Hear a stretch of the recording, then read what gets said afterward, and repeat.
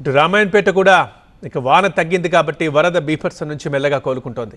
2 రోజుల పాటు జల దిగ్బంధంలో చిక్కుకుంది, విలవిలలాడింది రామాయణపేట. వరుణుడు కొంచెం బ్రేక్ ఇవ్వడంతో ఇవాళ తగ్గుముఖం పట్టింది వరద. అయితే సెల్లార్లలో నిలిచిపోయింది నీరు కాబట్టి దాన్ని తొలగిస్తున్నారు అగ్నిమాపక సిబ్బంది. అయితే వరద తగ్గినా బురదతో మాత్రం ఇబ్బందులు పడుతున్నారు ప్రజలు.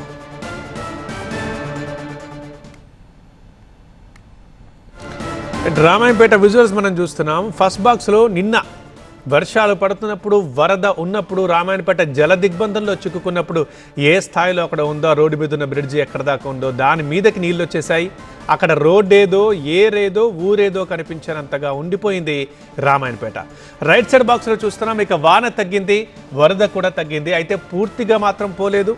అది మామూలుగా ఊళ్ళో ఉండే రహదారి, అక్కడ నీళ్లు ఇంకా వరద నీళ్లు ప్రవహిస్తూనే ఉన్నాయి. ఇప్పుడిప్పుడే మెల్లగా కోలుకుంటోంది. ఇక ఈ 2 రోజులు పడ్డ వానకి సెల్లార్లలో నీరు నిలిచిపోయింది, గ్రౌండ్ ఫ్లోర్లలో నీరు నిలిచిపోయింది, ఇళ్ళ వాకిళ్ళ ముందు నీరు నిలిచిపోయింది. సో అక్కడ నీళ్ళన్నీ తోడేసుకుంటున్నారు.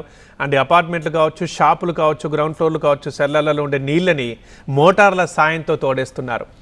జల దిగ్బంధంలో ఉన్నప్పుడు రామాయణపేట పట్టణం ఎట్లా ఉంది, వరద తగ్గిన తర్వాత ఎలా ఉందో మనం చూస్తున్నాం.